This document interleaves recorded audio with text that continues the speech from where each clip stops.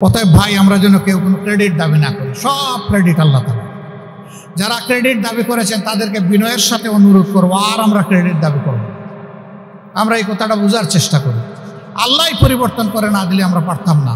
আমরা তো 13.5 বছর দফায় দফায় চেষ্টা করেছি, রক্ত দিয়ে চেষ্টা করেছি, তাদের সাথে সামনে নেমে লড়াই করে চেষ্টা করেছি, কিন্তু সেই সফলতা তো আমাদের হাতে ধরা দেয়নি। এর থেকেই প্রমাণিত হয় যে শুধু আমাদের চেষ্টায় হবে না, আল্লাহ তাআলার দরবারে যখন বান্দার চেষ্টা মকবুল মঞ্জুর হয়ে যাবে তখনই পরিবর্তন আসে। পরিবর্তনের প্রাথমিক স্তর আমরা পেয়েছি, চূড়ান্ত স্তরের জন্য আমাদের প্রস্তুতি নিতে হবে, এবং সেটা কেবলমাত্র আল্লাহর দ্বীন কায়েমের মাধ্যমে সম্ভব। আল্লাহ তাআলা সমস্ত উলামায়ে কেরামকে এক হয়ে জাতিকে এই কথাটা বোঝানোর তৌফিক দান করুন।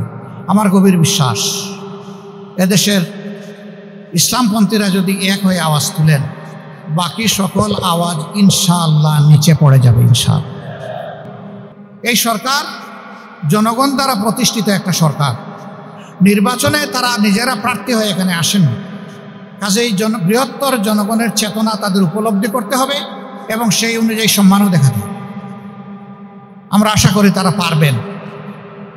আমরা দোয়া করি তাদের অন্তরে যেন সদিচ্ছা থাকে, কেউ যেন কোনো পার্সোনাল এজেন্ডা বাস্তবায়নের চিন্তা না করে। যদি কেউ পার্সোনাল এজেন্ডা বাস্তবায়নের চিন্তা করেন, তাহলে পতিত স্বৈরাচারকে জনগণ ছেড়ে দেয়নি, আপনাদেরকেও ছেড়ে দেবেন। আর আপনারা যদি জনগণের চেতনাকে ধারণ করে সামনে আগান, 18 কোটি মানুষের 32 কোটি হাত, 36 কোটি হাত আপনাদের পাশে থাকবে ইনশাআল্লাহ। তখন কোনো অপশক্তি আন্দোলনের এই ফসলকে নষ্ট করার, ধূলিসাৎ করার, ধ্বংস করার দুঃসাহস দেখাবে না। ইতিমধ্যে তারা বিভিন্ন ফর্মে এসেছিল, আল্লাহ তাআলা সবগুলা ব্যর্থ করে দিয়েছে। আখের সেই মহান মুনিবের দরবারে শুকরিয়া আদায় করি, যিনি নিজেই পরিবর্তন করে দিয়েছে। এটা আমাদের চেষ্টার ফসল নয়। চেষ্টা যদি কিছু করেও থাকি, সেটাও আল্লাহর দান। আল্লাহ তৌফিক দিয়েছেন বলে এটা সম্ভব হয়েছে। অতএব আসুন আমরা সমস্ত ক্রেডিট শুধু আল্লাহ তাআলাকে দেই। আলহামদুলিল্লাহি রাব্বিল আলামিন।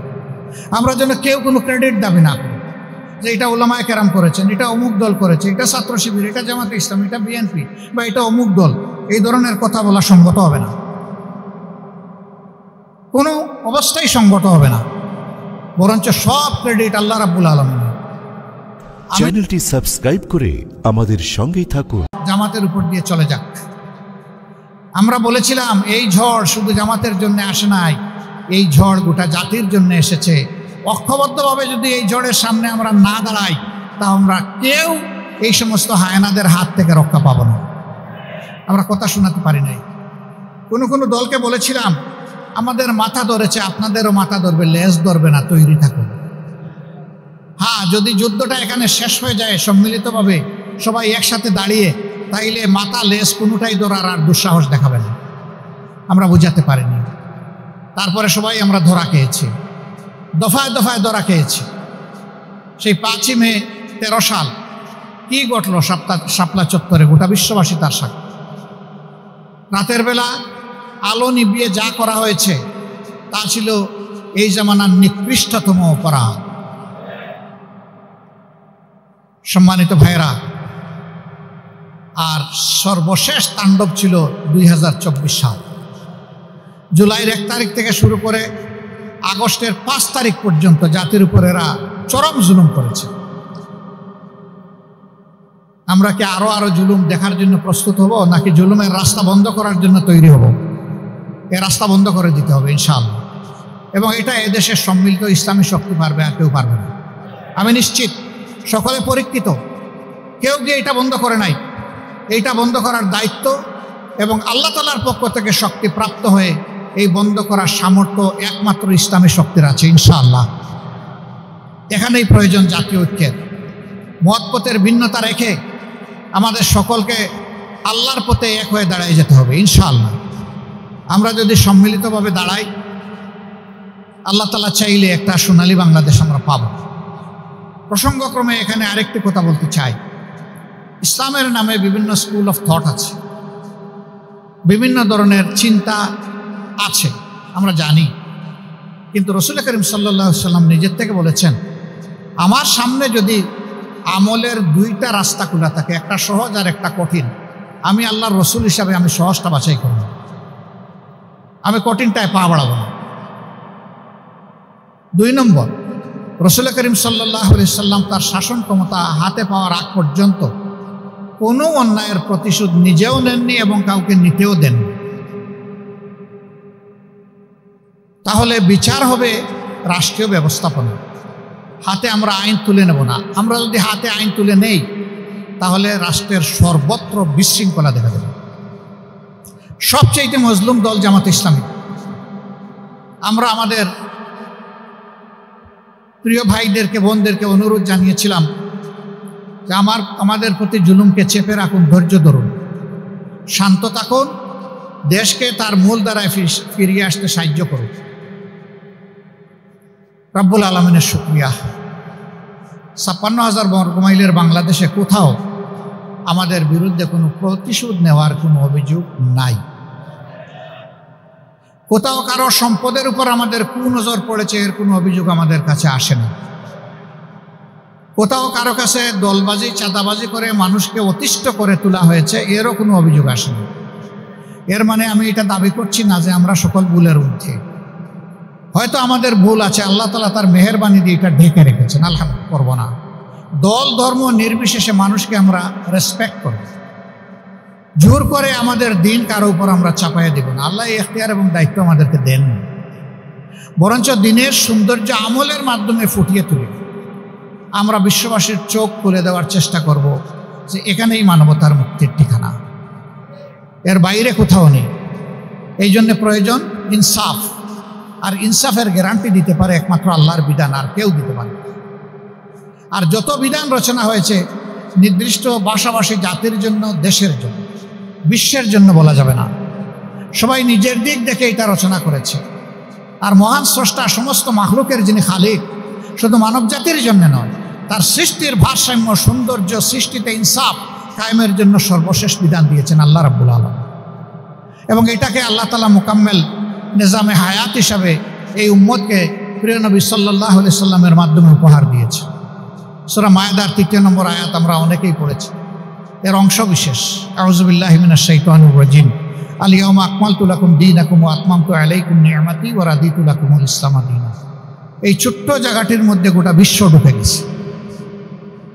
সমস্ত সৃষ্টির জন্য আল্লাহ তাআলা এটাকে উপহার হিসাবে দিয়েছে। Enough is enough. আলহামদুলিল্লাহ, আমরা সেদিকেই আগাবো। আমরা ওইটাকেই পথ হিসাবে, পাথেয় হিসাবে আমরা অবলম্বন করব। এর বাইরে কোনো কিছু আমাদের প্রয়োজন নেই। যত চ্যালেঞ্জ আসবে, চ্যালেঞ্জের জন্য বন্ধু হয়ে কেউ আমাদের পাশে দাঁড়ায়, আমরা তাদেরকে কৃতজ্ঞতা জানাবো। কিন্তু আমাদের জন্য আল্লাহ তাআলাই যথেষ্ট। হাসবুনাল্লাহু নি'মাল ওয়াকিল, নি'মাল মাওলা ওয়া নি'মান নাসির। সম্মানিত ভাইয়েরা, তাফসীরের মাহফিল সামনে আসছে। আমরা যেন সুন্দরভাবে আমাদের ইয়াকিনের জায়গা থেকে কোরআন এবং হাদিস মোতাবেক মানুষের রুহানি খোরাক উপস্থাপন করতে পারি। আপনাদের মাধ্যমে আল্লাহ যেন এই তৌফিক দান করেন। কোনো জায়গায় বক্তব্য রাখতে গিয়ে জনতার উপস্থিতি আমাদের যেন অতি আবেগে উচ্ছ্বাসে আমাদের গতি হারিয়ে না ফেলে। আমরা যেন আমাদের ঠিকানাটা ধরে রাখতে পারি। আমরা যেন যথাযথ হুঁশ বজায় রেখে আমরা কথা বলতে পারি এবং চূড়ান্ত কথা কেউ যেন বলতে না যায়। দেশে অনেকে বলে যে ইসলাম এইভাবে কায়েম হবে না আপনারা যেভাবে মনে করেন। আলহামদুলিল্লাহ, বাংলাদেশের প্রতিষ্ঠিত সব কয়টি মূলধারার ইসলামী দল মনে করে যে নিয়মতান্ত্রিক পন্থাই আমাদেরকে চূড়ান্ত চেষ্টা করতে হবে। এর বাইরে যারা চিন্তা করেন তাদের কোনো দায় মূলধারার এই দলগুলা নেবে না। আমরা তাদেরকেও অনুরোধ করব যে আপনারা আরও নিজেদেরকে বোঝার চেষ্টা করুন, আল্লাহর কোরআনকে আরও বোঝার চেষ্টা করুন।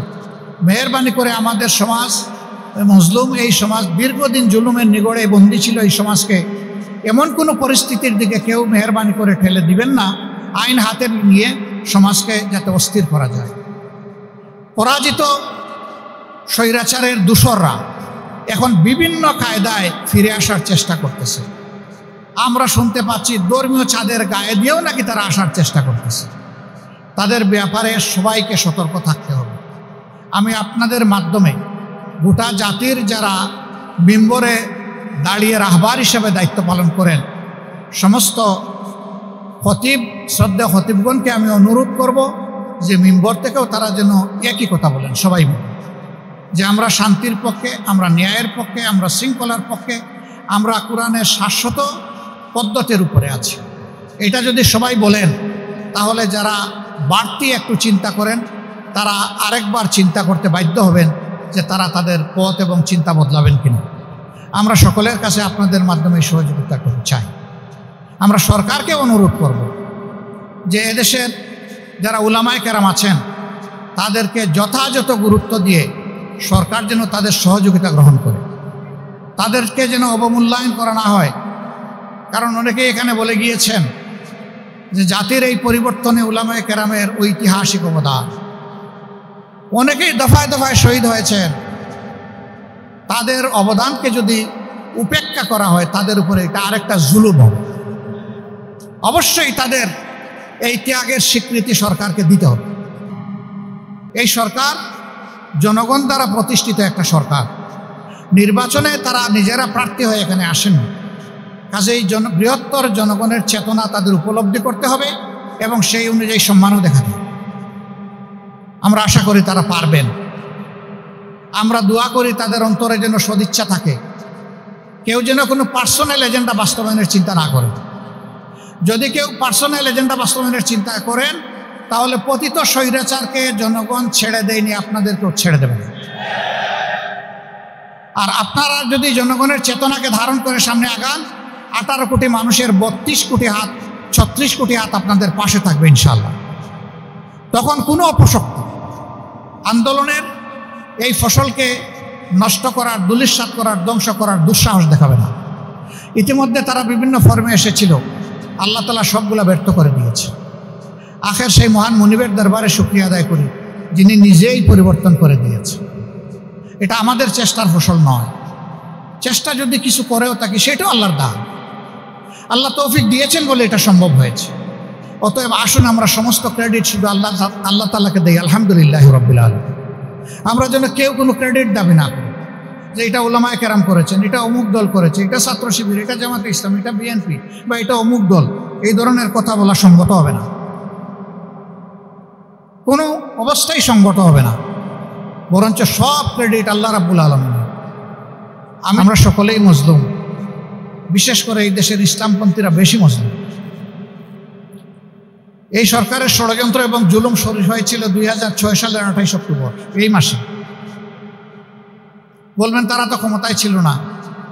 হ্যাঁ, তারা ছিল না, কিন্তু তারাই এই পরিস্থিতি সৃষ্টি করেছিল লগিবইটার তাণ্ডব চালানোর প্রকাশ্য আহ্বান জানানোর মাধ্যমে। অতএব কেউ এই খুনের হুকুমদাতা এবং কেউ এই খুনের বাস্তবায়নকারী, তাদের বিরুদ্ধে মামলা করা হয়েছিল। যদিও দুনিয়ার আদালতের মামলাই চূড়ান্ত মামলা নয়, আসল মামলা আল্লাহ তাআলার দরবারে সেটাই হবে বড় মামলা। ওখানেই সঠিক ফয়সালা হবে। দুনিয়ার আদালতে ফয়সালা সঠিকও হতে পারে, বেঠিকও হতে পারে। ক্ষমতায় আসার পরে তারা আদালতকে প্রভাবিত করেছেন, কিন্তু এই মামলা ফেস করার সৎসাহস তাদের ছিল না বলে মামলাটা তারা শেষ করে দিয়েছে। এই যে মামলা শেষ করে দেওয়ার মাধ্যমে খুনিদেরকে উৎসাহিত করা হলো, উপহার দেওয়া হলো, তাই বাংলাদেশের জনগণ পরবর্তী 15.5 বৎসর হাড়ে হাড়ে টের পেয়েছে। তারা আমাদের সামরিক অফিসারদেরকে হত্যা করেছে পিলখানায়, তারা বিডিআরকে ধ্বংস করেছে, পুরো একটা বাহিনীকে। তারা পরবর্তী পর্যায়ে জামাতে ইসলামীর উপর আঘাত দিয়েছে, আমাদের শীর্ষ নেতৃবৃন্দকে তারা খুন করেছে বিচারের নামে প্রহসন করে। এরপরে যে খুনের ধারা শুরু হলো, হয়তো কেউ কেউ তখন ভেবেছিলেন যা যায় বাতাস এবং ঝড়। আমি যদি জিজ্ঞেস করি আগস্ট মাসের 4 তারিখ পর্যন্ত কেউ কি চিন্তা করেছিলেন এমন একটা ঘটনা 5 তারিখ ঘটবে? দুনিয়ার কোনো রাষ্ট্রবিজ্ঞানী চিন্তা করেছিল? যারা আমাদের দেশে ষড়যন্ত্রের জাল বিছিয়ে সমাজের কোনায় কোনায় রন্ধ্রে রন্ধ্রে অবস্থান নিয়েছিল, তারা কি টের পেয়েছিল? তারাও টের পায় নাই। আল্লাহ তাআলা সকলের সকল কল্পনা এবং সকল অপচেষ্টা, অপকৌশল সব কিছুকে একদিকে রেখে তারই পরিকল্পনাকে আল্লাহ গালেব করেছেন। আলহামদুলিল্লাহ রাব্বিল আলামিন। অতএব ভাই, আমরা যেন কেউ কোনো ক্রেডিট দাবি না করি, সব ক্রেডিট আল্লাহ তাআলা। যারা ক্রেডিট দাবি করেছেন তাদেরকে বিনয়ের সাথে অনুরোধ করবো, আর আমরা ক্রেডিট দাবি করব। আমরা এই কথাটা বোঝার চেষ্টা করি। আল্লাহ পরিবর্তন করে না দিলে আমরা পারতাম না। আমরা তো 13.5 বছর দফায় দফায় চেষ্টা করেছি, রক্ত দিয়ে চেষ্টা করেছি, তাদের সাথে সামনে নেমে লড়াই করে চেষ্টা করেছি, কিন্তু সেই সফলতা তো আমাদের হাতে ধরা দেয়নি। এর থেকেই প্রমাণিত হয় যে শুধু আমাদের চেষ্টায় হবে না, আল্লাহ তাআলার দরবারে যখন বান্দার চেষ্টা মকবুল মঞ্জুর হয়ে যাবে তখনই পরিবর্তন আসে। পরিবর্তনের প্রাথমিক স্তর আমরা পেয়েছি, চূড়ান্ত স্তরের জন্য আমাদের প্রস্তুতি নিতে হবে এবং সেটা কেবলমাত্র আল্লাহর দ্বীন কায়েমের মাধ্যমে সম্ভব। আল্লাহ তাআলা সমস্ত উলামায়ে কেরামকে এক হয়ে জাতিকে এই কথাটা বোঝানোর তৌফিক দান করুন। আমার গভীর বিশ্বাস, এদেশের ইসলামপন্থীরা যদি এক হয়ে আওয়াজ তুলেন, বাকি সকল আওয়াজ ইনশাআল্লাহ নিচে পড়ে যাবে। ইনশাআল্লাহ আমরা ইনশাআল্লাহ সকল দল মত ধর্ম সবাইকে নিয়ে একটা সুন্দর দেশ গড়ব এবং আল্লাহর দ্বীনের সৌন্দর্য ফুটিয়ে তুলব। আল্লাহ যদি আমাদেরকে তৌফিক দান করেন, মহান মনিবের দরবারে সেই তৌফিক কামনা করে আপনাদের সকলের জন্য, আপনাদের হায়াতে, সিহাতে, ইজ্জতে, রিজেকে, ইলমে, আমলে মহান প্রভুর দরবারে বারাকা কামনা করে আমি আমার কথা এখানেই শেষ করছি। আসসালামু আলাইকুম ওয়া রাহমাতুল্লাহি ওয়া বারাকাতুহু।